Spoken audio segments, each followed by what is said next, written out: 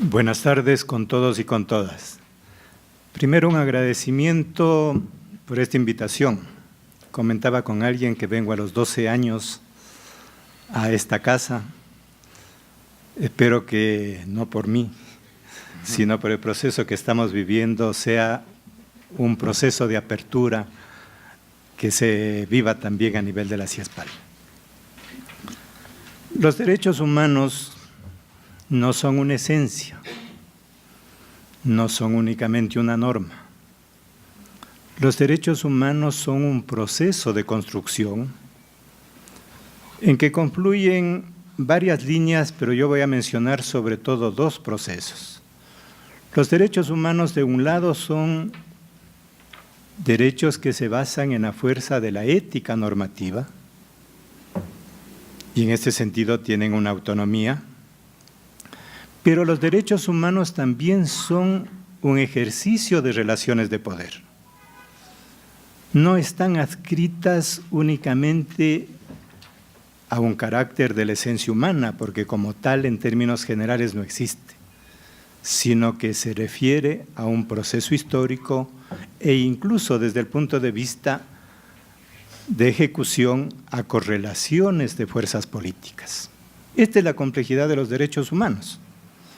Y hay que verlo en su integralidad, porque si no sería suficiente leer la norma y aplicarla deductivamente en términos sobre todo jurídicos. No son una concesión. Históricamente, cada uno de los derechos humanos han sido resultado de conquistas de luchas sociales, empezando en términos de genealogía, por la primera declaración de derechos del hombre en la Revolución Francesa, es resultado de un proceso de lucha que desemboca en un hecho normativo. Claro, aquí ya viene un problema teórico, ¿qué es primero la norma o primero la acción del poder?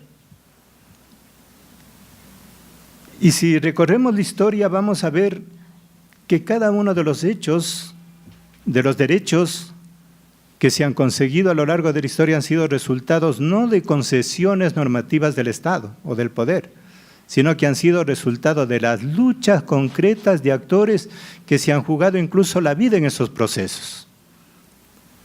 Cualquiera de los derechos que tomemos.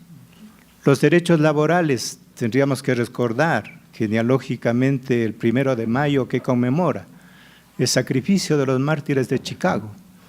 O el derecho de las mujeres, que ahora está en el centro, tiene su origen precisamente en las luchas de las trabajadoras, en el sacrificio que se conmemora el 8 de marzo, de las trabajadoras textiles también de Chicago, y que luego es proclamado como un derecho normativo y es proclamado, bueno, como un imaginario. Quiero insistir en este aspecto del carácter de los derechos humanos. No es únicamente un proceso ético-normativo, es un proceso de relaciones políticas de poder. Y es allí en donde está no solo la declaración, sino su ejecución. ¿Cuántos derechos humanos tenemos en la norma?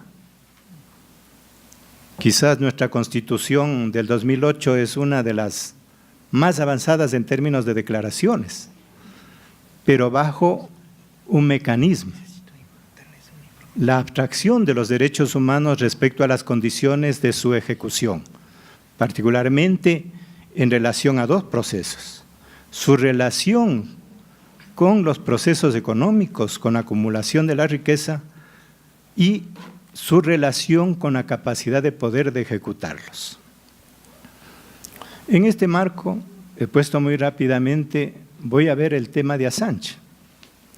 Y creo que no hay que mezclar los dos. Yo ahí veo la complejidad del análisis, porque ahí se producen cortocircuitos en las conclusiones. De un lado, en el tema Assange, hay un tema de principio, hay un tema ético, normativo, fundamentalmente en torno al derecho del asilo. El derecho del asilo es un derecho universal, un derecho general, por lo tanto un derecho de principio, un derecho básico porque se refiere a la defensa de la vida frente a la amenaza de un poder político, cualquiera sea este, del Estado o un poder político superior. Entonces es un derecho básico. Pero como los procesos no se dan en estado puro, el problema empieza ahí mismo, en el hecho normativo. Si es que leemos la Declaración de los Derechos Humanos sobre el derecho de asilo, ¿qué es lo que vamos a encontrar en el artículo 14? Dice, en la Declaración Universal de los Derechos Humanos, en caso de persecución, toda persona tiene derecho a buscar asilo y a disfrutar de él en cualquier país. Pero segundo numeral, este derecho no podrá ser invocado contra una acción judicial realmente originada por delitos comunes o por actos opuestos a los propósitos y principios de las Naciones Unidas.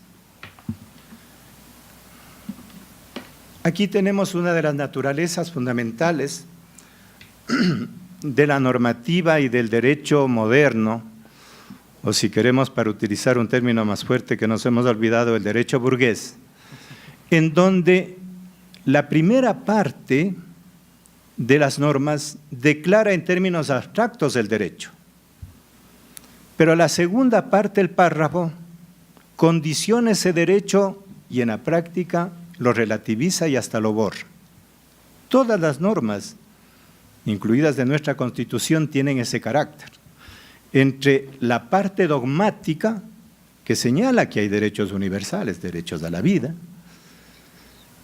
o empecemos por el derecho a la soberanía, uno de los artículos del primero y segundo de la Constitución, la soberanía reside en el pueblo, primer párrafo, segundo párrafo, pero se la ejerce por los órganos establecidos. Entonces, primer párrafo, declaración abstracta, segundo párrafo de concreción, relativización y condicionamiento al ejercicio del poder, a las relaciones de poder político. Esa es la naturaleza normativa del derecho moderno. Si queremos ir a otro plano, el Estado es plurinacional. ¿Cómo se aplica? La consulta es meramente consultiva, no es una consulta vinculante, se le vacía de poder. Aquí viene el primer problema, porque el derecho de asilo, que es un derecho frente a la persecución política, queda ligado a la calificación de si es que está vinculado o no a un problema jurídico, a un problema de delito o a la violación de un principio de las Naciones Unidas. Y esto lo estamos viendo en el caso de Assange, ya ha expuesto la doctora, este aspecto que precisamente lleva a este debate y a este juego del manejo de las normas en relación al poder local o internacional. Sabemos que en términos políticos el problema de las violaciones o el problema luego de violar la libertad condicional es un manejo con propósito precisamente de un cerco a Assange. Y un cerco cuyo origen no está en ese juego, sino cuyo origen está en las relaciones de poder globales. Aquí vamos al segundo elemento. El tema de Assange es un problema geopolítico. El tema de Assange es un problema ya no solo de relaciones internas al Ecuador. Es un problema geopolítico.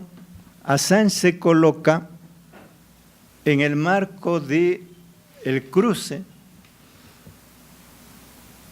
de, yo diría, una de las batallas más importantes de esta coyuntura, en el marco de las contradicciones geopolíticas entre los dos grandes ejes, el eje norte-sur liderado por Estados Unidos y el eje este-oeste liderado por Rusia y con la alianza de China.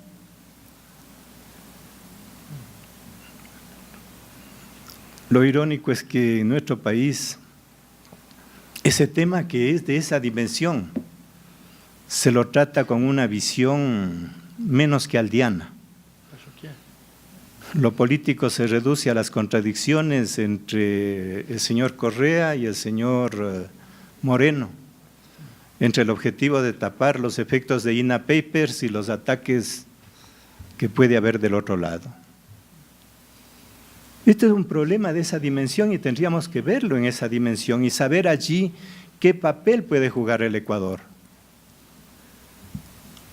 O por dónde hubiera habido la posibilidad de juego del Ecuador. Como decía, los derechos humanos están sujetos a un proceso y por lo tanto al tiempo. No son una esencia dada. No es que el derecho humano está asignado a tal o cual persona, en este caso a Assange, en cuanto a esencia humana, sino en cuanto a proceso, en cuanto a sujeto y actor. En el tiempo, yo diferencio dos momentos sobre este ejercicio del derecho en relación a Julian Assange. Un primer momento en donde Assange, como periodista, como comunicador y también como hacker, no hay por qué despreciar el término de hacker, yo lo valorizo mucho, porque un hacker es quien puede penetrar en las profundidades de las redes. Logra destapar los juegos, no solo el autoritarismo, sino los crímenes, tanto de Estados Unidos como de grandes corporaciones. Ahí no vamos a hacer toda la historia que ya conocemos de lo que significa Wikileaks en su primera fase. Y logra entonces mostrar, logra transparentar el poder. Una de las características del poder es precisamente el secreto, poder ocultarse. No solo en términos de panóptico, sino en términos, en realidad, más avanzado de Matrix. Entonces Julian Assange se constituye en ese actor que enfrenta el poder y nada menos que enfrenta el poder imperial, nada menos que logra enfrentar el poder geopolítico global. Y es por eso que se constituye en una amenaza y corre riesgo. Por eso decía, los manejos de las acusaciones de violación y más se refieren a este hecho, a esta relación que es la presión del Estado norteamericano para obtener la extradición y juzgarle por el tema de la seguridad nacional en Estados Unidos. Voy a tratar de acelerar, ya quedan 5 minutos. Entonces, cuando se da este viraje, cuando se da esta primera fase, yo diría, se construye una dinámica de derechos humanos en donde predomina lo ético normativo. Pero a partir precisamente del ingreso a la embajada ecuatoriana, hay una transformación. Predomina el hecho geopolítico. Voy a seguir una pista más de Nietzscheana y de Foucault. El problema no está en el desenlace, el problema está en la génesis de un proceso. ¿Y cómo fue la constitución del derecho de asilo para Assange? El problema no está en el desenlace, sí también está en el desenlace, pero yo veo el problema en la génesis. Ese derecho ético-político, ético-normativo, se convirtió en un hecho de espectáculo y en un cálculo de imagen política manejada por procesos también internos, no con la rigurosidad que se requiere, porque si exigimos rigurosidad en el desenlace, en primer lugar, tenemos que ver rigurosidad en la génesis. Y lo que mal empieza, mal termina. Concluyo, por razón de tiempo, si hay preguntas, profundizaremos. En este tema de la política, un aspecto central es la correlación de fuerzas. El Ecuador se vio inmiscuido en un tema, para utilizar términos deportivos, de grandes ligas, pero no entramos como actores, sino como pasabolas. Entramos como actores secundarios. No teníamos la capacidad de enfrentar las presiones de esos dos bloques, porque no es solo la presión de Estados Unidos. Un actor atrás es también Rusia. Recordemos que el punto de conflicto es sobre todo la llamada conexión rusa, cuando Assange en este juego geopolítico se coloca en una posición ya no ético-política general, sino en una posición geopolítica. No estoy juzgando si fue correcta o no. Eso es motivo de otro análisis. Assange pasa a ser de un actor ético-político a un actor político que se ubica y que maneja las informaciones de acuerdo a los intereses geopolíticos. Y ahí cambia el carácter de la comunicación, aquí que estamos en un campo de comunicación. Al cambiar ese carácter de comunicación, queda sujeto a estas otras relaciones. Y yo diría que, sobre todo el momento del desenlace, si bien hay una serie de motivaciones jurídicas, uno se admira de por qué de la noche a la mañana llegaron a ese punto, aunque sabíamos que se venía discutiendo eso desde hace meses, pero si lo colocamos en la coyuntura inmediata, quizás una de las motivaciones, por lo menos dos motivaciones inmediatas, como digo, aldeanas, sumamente parciales. La una, obtener la carta de buena conducta cuando se está negociando con el Fondo Monetario y cuando se busca la salvación a la crisis que se vive aquí en el país con esa carta de buena conducta. Y la segunda, una estrategia sumamente limitada de introducir temas distractores respecto a denuncias que ya no involucraban solo a los 167 casos de corrupción del periodo de presidente Correa, sino también a los nuevos casos que se dan en el periodo de Moreno, particularmente el caso de los DINA Papers. De modo que concluyo, ese problema, que en primer lugar es un problema de principios, allí no puede haber vacilación, allí hay que defender el derecho a asilo de Assange, se va transformando en un tema de confrontación geopolítica y desemboca en una especie de comedia en donde los intereses particulares y los intereses secundarios afectan a la imagen y al papel internacional que hubiera podido desempeñar el Ecuador. El caso Assange es la pérdida de una oportunidad para otro papel y otra imagen internacional de nuestro país. Muchas gracias.